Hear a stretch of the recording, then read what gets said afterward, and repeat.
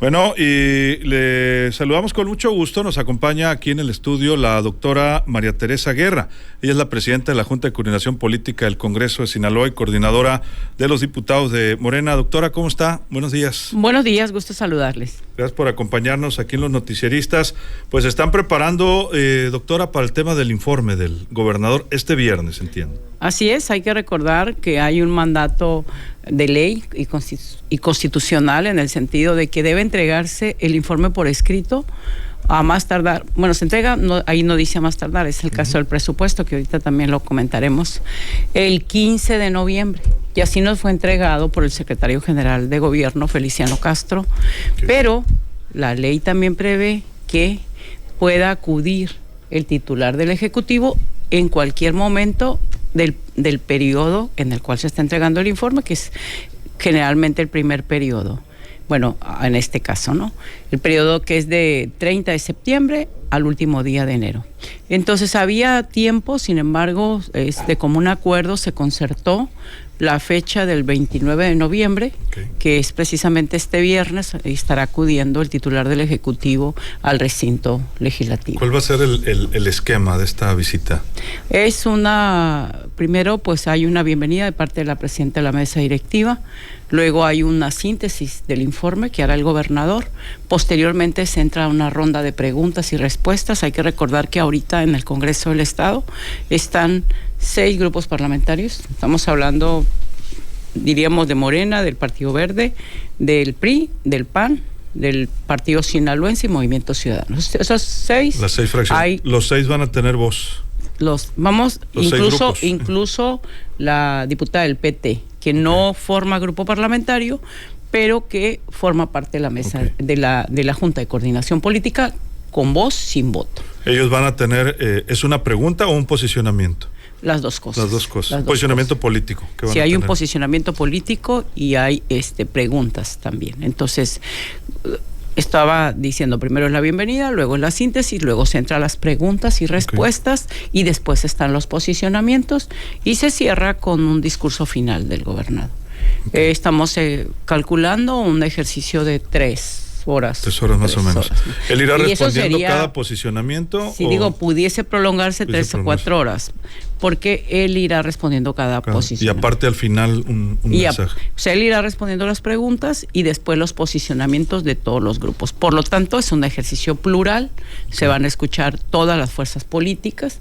Una vez que el gobernador conteste las preguntas que se le hagan, cada partido político va a fijar su posicionamiento. Entonces se mantiene este formato de comparecencia, digamos, del Ejecutivo estatal. Se mantiene el formato de comparecencia, no hubo en ese sentido cambios. Sabemos la situación que hemos estado viviendo, ha sido sobre todo en materia de seguridad momentos muy complicados que se han vivido, no solamente en Culiacán, se ha visto impactado también fuertemente el sector sur, particularmente Mazatlán, y obviamente esto ha generado mucha zozobra, mucha inquietud de parte de la ciudadanía. Sabemos que va a ser parte de las temáticas que estén al frente. Hay que decir que, bueno, también desde el Estado y la Federación se ha tratado de reforzar estrategias, lo hemos visto.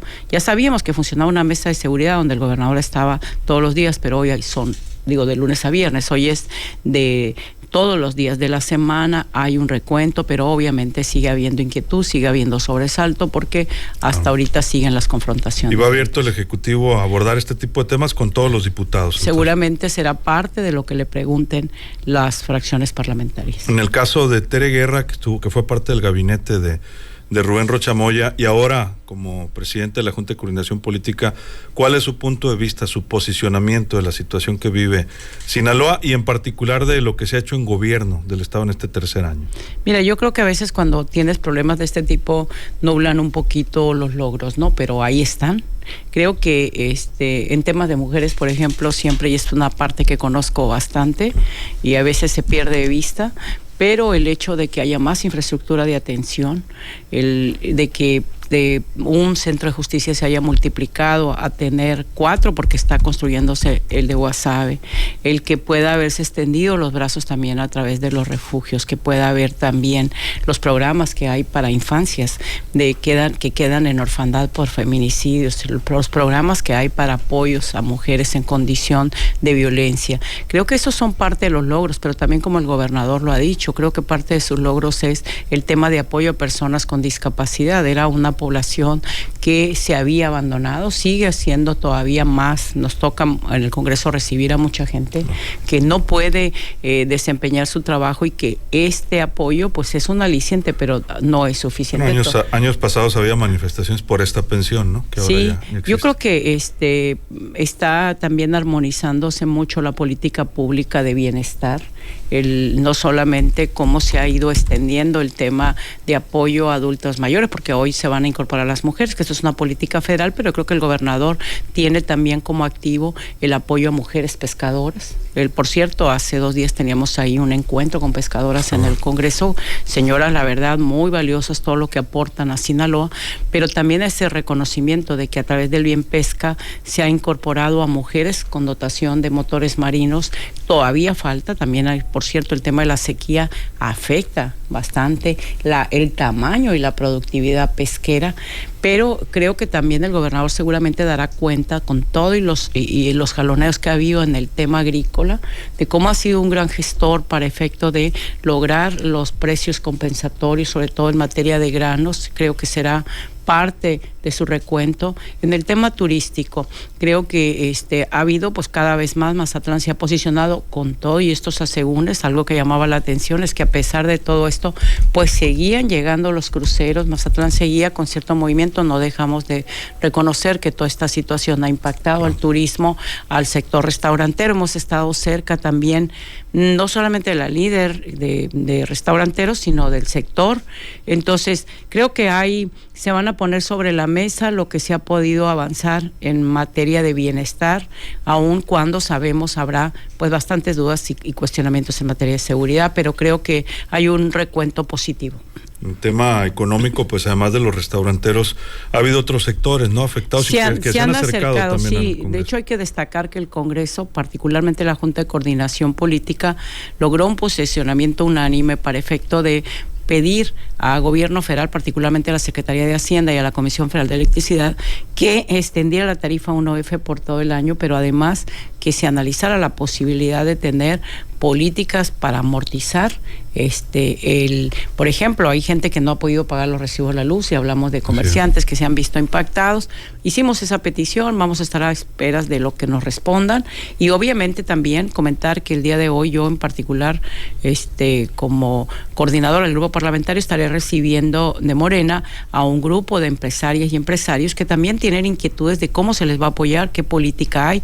Hay que decir en este sentido que viene la entrega de la Ley de Ingresos y Presupuesto de Egresos, que será hecha el sábado, un día después del informe. Tenemos también otro evento en el Congreso. Ha sido una semana con mucha intensidad de trabajo, realmente estos meses así lo han sido, y bueno, ahí podríamos analizar cómo fortalecer el tema de la seguridad, que es algo que se ha pedido. Se ha hablado mucho el tema de las videocámaras y cómo han sido afectadas en estos últimos días. De por sí ya había peticiones, el tema de la policía cibernética, que también se ha planteado, y pues ver qué presupuesto traemos para fortalecer también el tema de seguridad. Es probable que se incremente entonces de manera sustancial. Es parte de lo que los grupos parlamentarios han puesto sobre la mesa en el análisis, y esperamos que en también, hay que decir, la próxima semana entramos a un ejercicio de un análisis bilateral donde estarán representantes del Poder Ejecutivo, particularmente Secretaría de Finanzas, con legisladoras y legisladores de todos los grupos parlamentarios, viendo el tema del presupuesto, cómo lo entregan y cuáles son las inquietudes desde el legislativo para tratar de fortalecer estas áreas que son las que más han pedido diputadas y diputados. El tema de las videocámaras, justamente hablaban pues de toda una reglamentación, ¿no?, para poder hacer este tipo de compras, y cómo solventarlas para poder reponer rápidamente estos equipos. Justamente pues esta semana se dañaron poco menos de 70, ¿no? Ya Así sabemos a balazos. ¿Cómo hacer más sencillo este tipo de procesos? ¿Se ha analizado vía Congreso también? Se ha analizado muchas veces esto, porque incluso los diputados lo han puesto sobre la mesa hasta para el tema de proveeduría propia del Congreso. Comprar armas o comprar unidades blindadas, etcétera. Hay que recordar que muchos de esos candados que se ponen precisamente para evitar que haya mal uso de los recursos públicos, y parte de la exigencia que hay siempre al Congreso es cómo fiscalizar y cómo revisar de que realmente los recursos públicos pues no se abuse, vamos a decir, ni se haga mal uso de eso. Por eso se van poniendo candados, pero el problema es que cuando hay emergencias, como es el caso, pues luego todas esas trabas burocráticas que tienes que hacer, licitaciones y luego ver los procesos de licitación, o sea, ver el proceso de adjudicación del contrato, eso hace demasiado burocrático. Por una parte estás ante la emergencia, pero por otra parte también ante la exigencia de la ley de cumplir con las normas. Todo depende de los montos. Hay que recordar que está establecido en la ley procedimientos diferentes dependiendo de los montos de compra. Pero si ya estás hablando de cientos de cámaras, bueno, ya es un monto que se va a todo el proceso complejo, y eso pues es una complicación frente a una situación de emergencia, ¿no? Pero supongo que este tema, que lo ven desde la Secretaría de Seguridad, Secretaría Ejecutiva de Seguridad Pública, estarán viendo cómo sí hacerlo, y también haciendo las gestiones a nivel federal para poder tener el insumo. Para reponer estas decían que para este sábado, no sé cómo le vayan a hacer, ¿no? Eso vi, significa que había ya el recurso autorizado, y que sí escuché que el secretario de Seguridad Pública comentaba de eso. Sin embargo, también ha hablado con nosotros en el sentido de que hacen falta, hablaba más de 200 o casi 300 cámaras de videovigilancia. Entonces, cuando vi que se tenían que sumar 65, dije, no, pues es más el recurso, y eso es parte del análisis que tendremos que hacer en el Congreso la próxima semana. Además del tema de seguridad, ¿hay algún otro sector que estén analizando, que hayan recibido solicitudes de la sociedad para incluir en el presupuesto o modificar en el presupuesto? No ha dejado de ser un periodo, diríamos, marcado por todos los acontecimientos de seguridad. Y por lo tanto, aún cuando tenemos el plan de desahogar algunas otras temáticas, bueno, te decía que el lunes estábamos ahí en encuentro con pescadoras y pescadores con historias de resiliencia que la verdad eran conmovedoras. Me conmovió bastante pues escuchar a la señora Rosamelia hablando de su historia, una señora de 74 años, pescadora, que sale adelante teniendo hijos con adicciones y de habiendo separado de su pareja, y cómo ella se abrió camino en una temática que es altamente masculinizada, como es el tema de la pesca. Pero bueno, aparte de esos sectores, bueno, hemos recibido a los grupos de búsqueda, estamos queriendo armar un encuentro para el día 10 de diciembre en el marco del aniversario de los derechos humanos, aun cuando mucho también es normativa federal, ver cómo sí perfeccionamos la normativa de protección a víctimas, cómo también ver el tema de los presupuestos en el caso de las víctimas. Y bueno, hemos estado con colectivas y colectivos de mujeres también fortaleciendo la normativa. Ya la legislatura 64 había dado pasos adelante en el tema de la agenda púrpura, pero seguimos avanzando para perfeccionar la normativa y proteger la vida y la seguridad de las mujeres. Creo que en la temática de vivienda hemos recibido varios sectores, hay muchas inquietudes en ese sentido. Y por cierto, quisiera aclarar, porque en algún momento dado en tribuna yo comenté el tema de que el próximo 2025 las personas que viven, que pagan renta, en un futuro podría considerarse lo que pagan de renta para que fuera como abonado a la compra de vivienda. La casa de Infonavit, ¿no? Se entendió, por cierto, que hubo quienes le dieron ese uso, de que entonces ahora los que rentan casas van a perder sus casas. No, si el arrendador lo quiere vender. Sí. O sea, es el programa de Infonavit, ¿no? Es el programa de Infonavit, pero puede ser en casas X, pero decide vender el propietario, y en ese caso Infonavit ve cuánto se pagó de renta, pero entonces, porque vi que en algunos círculos estuvo circulando ese video y decían, miren, tengan mucha atención, les van a quitar las casas. No, es un programa que trata de beneficiar a esas familias que de primer paso van a rentar. Entonces, solamente para aclarar, porque también hay este tema de la vivienda que sabemos que es una necesidad, no solo en el sector privado, por decirlo, también en el sector público. Para cerrar con dos temas, doctora, nada más en el caso del informe, ¿Tienen conocimiento de alguna manifestación? ¿Se ha acercado a algún grupo social para ser escuchado hasta este momento? Hasta ahorita Sobre todo no. por el referente que se tuvo el año pasado, lo comento. Sí, o sea, eso no se descarta, pero hasta ahorita, pues en el diálogo que hemos tenido con los diferentes partidos, grupos parlamentarios, hay que recordar que precisamente las presiones que se dieron el año pasado tenían que ver con inquietud de una de las fracciones, claro, que tenía particularmente el caso de la universidad.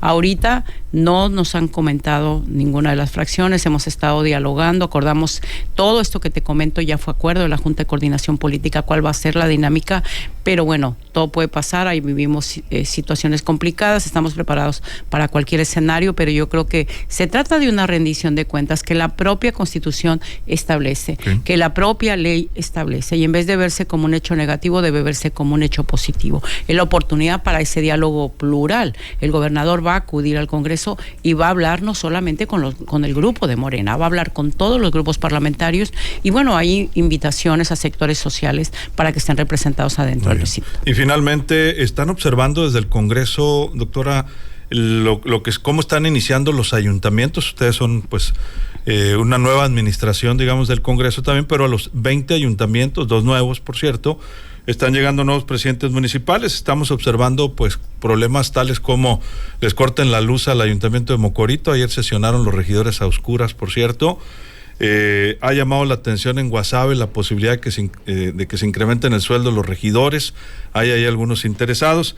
Y también nos llamó la atención, anoche nos enteramos de una solicitud de crédito por parte del Ayuntamiento de Mazatlán. Están solicitando la autorización de Cabildo el día de hoy por 100 millones de pesos. Desconocemos todavía el contexto. Todavía no, y los no argumentos. Las agendas de trabajo no nos han permitido a ambos, yo creo, el tener ese cruce de información, pero estaremos muy atentas de darle seguimiento. Lo que se vive en los ayuntamientos y cómo les dejaron, ¿no? También. Y cómo les dejaron, seguramente ha sido complicada la situación financiera, pero todavía no hemos tenido, como te digo, esta cruce, van iniciando ellas y ellos. Estuvimos en el caso de los 2 municipios nuevos, dándole seguimiento porque había particularidades, claro, pero solamente vamos a entrar al tema de tablas catastrales la próxima semana, y es algo de los municipios porque es donde piden la actualización de valores catastrales. Pues muy atentos, doctora, a este viernes. Buenos días, gracias. Un gusto de saludar a la audiencia como siempre desde estos micrófonos. La doctora Tere Guerra es la presidenta de la Junta de Coordinación Política del Congreso de Sinaloa. Vamos a un corte, regresamos.